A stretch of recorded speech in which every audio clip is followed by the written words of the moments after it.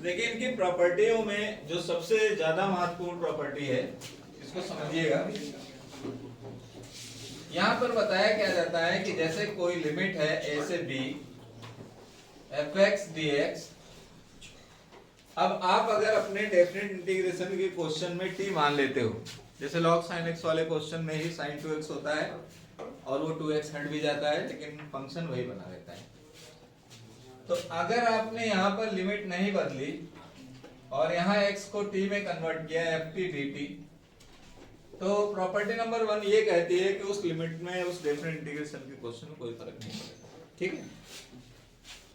इसके बाद इन्होंने बताया कि अगर कभी भी डेफिनेट इंटीग्रेशन का कोई क्वेश्चन हो और आप उसके लिमिट में परिवर्तन करोगे, अपर लिमिट को लोअर, लोअर लिमिट को अपर कर दोगे तो माइनस साइन आ जाएगा। इस बात का ध्यान रखिएगा। एक बात।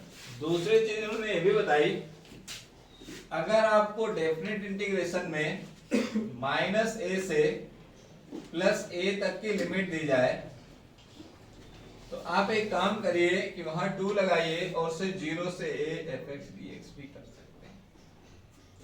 सबसे महत्वपूर्ण जो प्रॉपर्टी थी, फोर्स प्रॉपर्टी, जो सब जगह एप्लीकेबल है, 0 to a एफ एक्स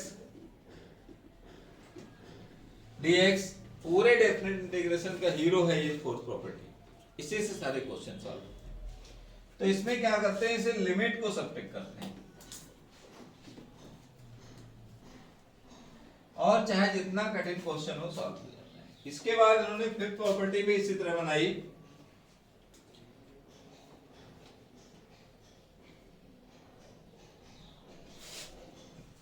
मान लीजिए दोनों में लिमिट लगी हुई, लोअर अपर दोनों दी गई हो, 0 ना दिया गया हो, तो उसमें भी फोर्स प्रॉपर्टी एप्लीकेबल है।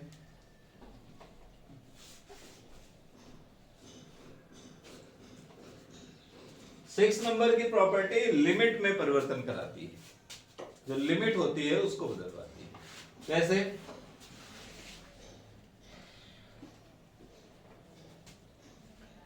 ए to B F X D x.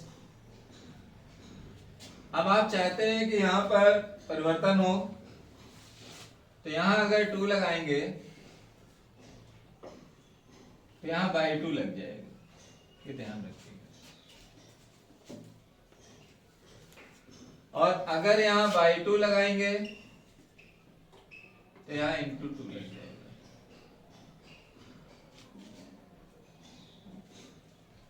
ये 6 प्रॉपर्टी है। इन्हीं से होता हुआ क्वेश्चन सॉल्व होगा, लेकिन ये निश्चित है, तय है कि इसका एक क्वेश्चन पेपर में आना फिक्स है। इससे अभी तक के जो टॉपिक हम लोगों ने पढ़े हैं उस तरह से इनके शॉर्ट क्वेश्चन भी होते हैं। तो यहाँ पर होता क्या है कि जैसे शॉर्ट क्वेश्चन की अगर हम बात करने आते हैं तो हमें इंटीग्रेशन बड़ा स्ट्रांग रखना है। अब आप जानते हो कि इंटीग्रेशन में 2 तरीके ऐसे हैं कि जो हमेशा ही पूछे जाते हैं। नंबर 1 सब्स्टिट्यूशन मेथड का,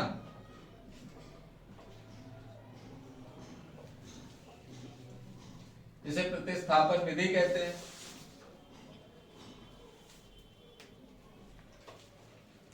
और एक होता है इंटीग्रेशन बाय पार्ट, जिसे क्या कहते हैं, आईबीपी, इंटीग्रेशन बाय पार्ट।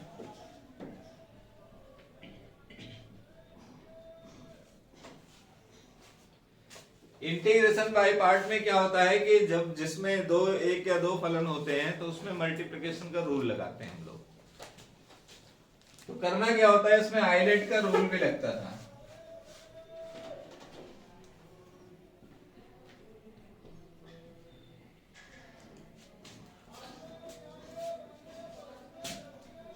दूसरा था पार्शियल इंटीग्रेशन, आंशिक भिन्नों का समाकलन, पार्शियल फ्रैक्शन,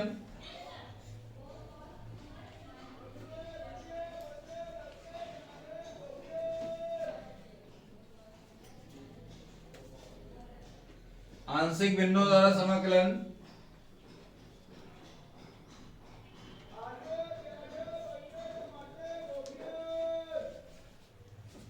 इनके क्वेश्चन भी इसमें आ जाएंगे। ठीक है। सबसे लास्ट टाइप था स्पेशल टाइप ऑफ इंटीग्रेशन या एप्लीकेशन ऑफ इंटीग्रेशन।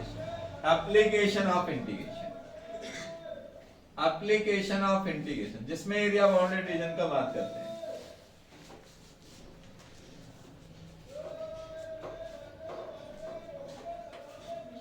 अब हमें करना क्या है कि इन्हीं सभी इंटीग्रेशंस का हमने रिवीजन भी कराया है आप लोगों को, अगर आपको याद हो। इंटीग्रेशन के स्टार्टिंग एनसीईआरटी की बुक से हम लोग सब्स्टिट्यूशन मेथड के क्वेश्चंस कर रहे थे, पहली दूसरी एक्सरसाइज तक सॉल्व किए थे, ठीक है। और इंटीग्रेशन बाय पार्ट के भी क्वेश्चन आपको डेफिनेट में मिल सकते हैं, तो ये सब मिल करके डेफिनेट इंटीग्रेशन का क्वेश्चन है। लेकिन अब हमें करना क्या है कि क्वेश्चन करना ही है।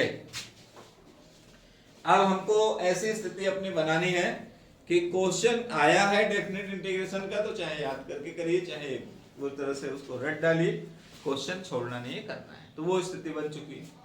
तो चलिए कुछ क्वेश्चन रखते हैं डेफिनेट इंटीग्रेशन के स्टार्टिंग।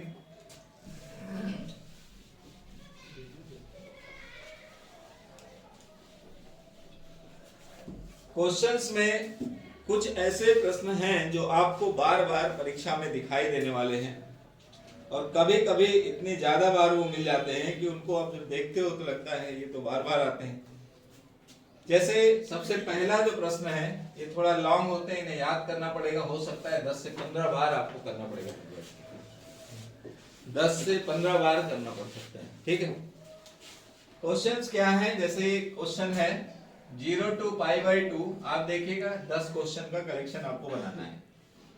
यहाँ थीटा एक्स ऐसे बदलाव होता रहता है, a² cos² theta b² sin² theta, और यहां लाना है π/2ab।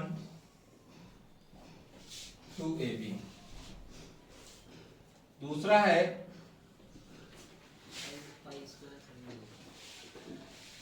दूसरा है 0 to π/2 log sin x dx से लाना है -π/2 log 2।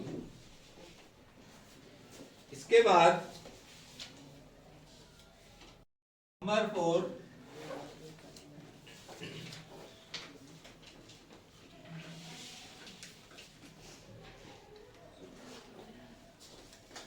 क्वेश्चन है, थोड़ा बदलाव भी करते हैं। देखिए 0 to π x dx upon a²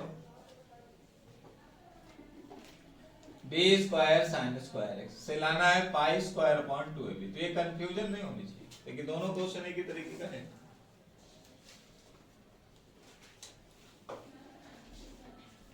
सबसे सरल क्वेश्चन जो है ये याद कर लीजिए इसको, कभी कभी ऐसा किस्मत अच्छी होगी तो ऐसा क्वेश्चन भी मिल जाएगा।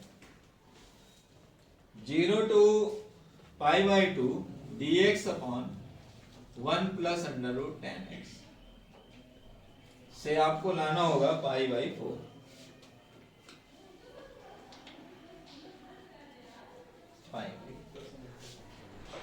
तो चलिए स्टार्ट करते हैं।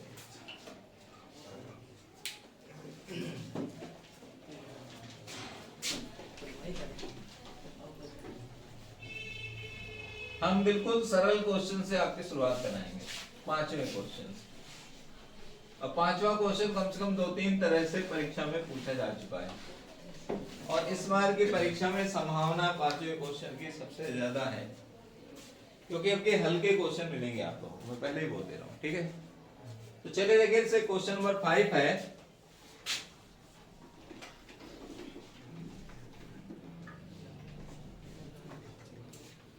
तो क्वेश्चन नंबर 5 में 0 to π/2 dx अपॉन 1 + √10x है। अगर आप डायरेक्ट 10x से करेंगे तो हो सकता है आपको प्रॉब्लम हो, लेकिन जो एक्सपर्ट होगा वो 10x से भी डायरेक्ट कर लेगा। उसको करना क्या है, इसे एक इक्वेशन मानकर i लेट करना है, लिख देना है बाई फोर्थ प्रॉपर्टी। जब आप फोर्थ प्रॉपर्टी अप्लाई करोगे तो I इज इक्वल टू, इसको लिखना है 0 to pi by 2 dx upon 1 plus root 10 pi by 2 minus x. आप उसको समझाइए कि tan 90 minus theta cot theta होगा। तो I is equal to 0 to pi by 2 dx upon 1 plus root cot x. अब आप tan x cot x का LCM नहीं ले पाओगे, लेकिन आप ये बताओगे कि cot x जो होता है 1 अपॉन tan x होता है। तो इसलिए हम इसको कुछ चेंज करेंगे।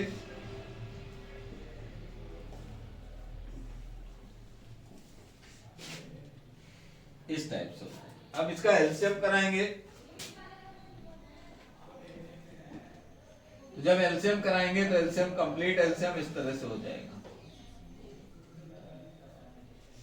ये इक्वेशन 2 है। इक्वेशन फर्स्ट और 2 को जब ऐड करेंगे तो ऐड करने पर आएगा i प्लस आई 2i। दोनों का एलसीएम 1 होगा और ऊपर 1 प्लस रूट 10x होगा, नीचे भी 1 प्लस रूट 10x। ये कैंसिल, 0 टू पाई बाई 2, यहां 1 का x होता है, लिमिट, तो ये pi by 2 i is equal to pi by 2। ये RHS आ जाएगा। याद कर लीजिए, यही क्वेश्चन जब बदल कर आएगा। क्वेश्चन नंबर 3, इसकी लिमिट करेक्ट है 0 टू पाई। आंसर आ रहा है? कर पाए हो तीसरा क्वेश्चन? Yes sir. कर पा रहे हो? थोड़ा डिस्टर्ब, लटक गया। व्हाट इज लटक गया?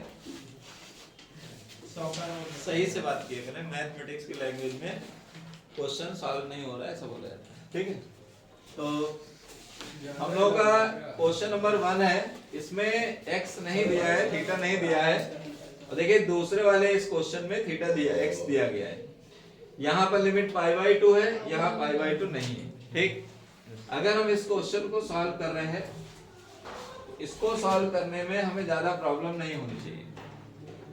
ठीक है, ये जल्दी से सॉल्व होने वाला है, लेकिन यहाँ एक प्रॉब्लम आएगी। पहले आपको कॉमन लेना पड़ेगा cos स्क्वायर थीटा। ठीक है, तो बैलेंस करना है। तो जब इसको हम लोग सॉल्व करने आएंगे तो ये डायरेक्ट तो नहीं सॉल्व होगा।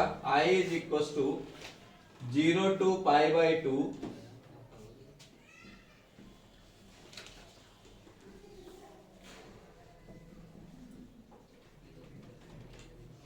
अब हम इसमें से cos स्क्वायर थीटा कॉमन ले, या ये कहें कि sec स्क्वायर थीटा से मल्टीप्लाई डिवाइड कर रहे हैं।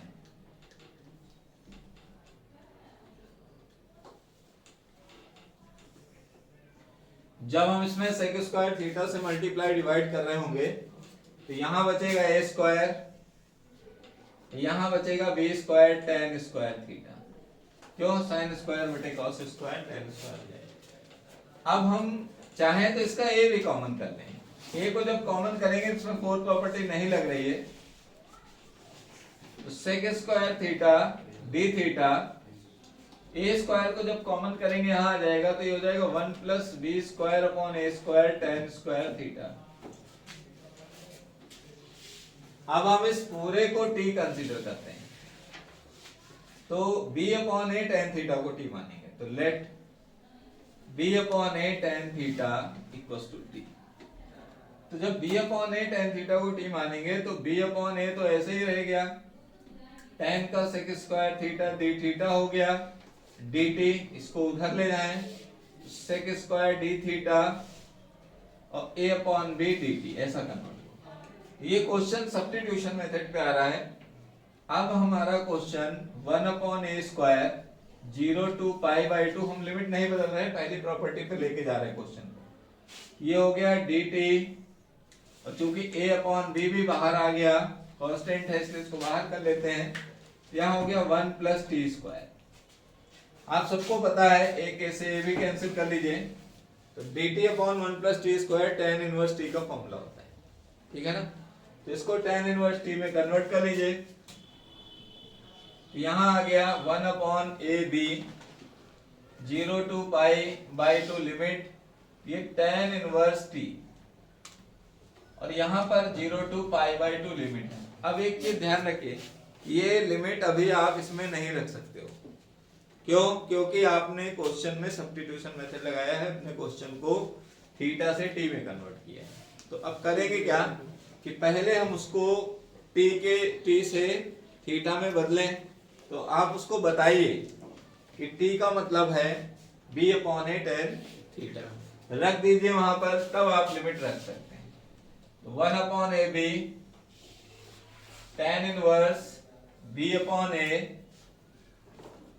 Ten theta 0 to pi by 2। अब आप लिमिट इसमें रख सकते हो। जब इसमें लिमिट आपने रखा तो 1 upon a b tan inverse, तो पहले अपर लिमिट, तो हम सब लोगों को पता है कि tan 90 की वैल्यू क्या होती है। tan 90 क्या होता है?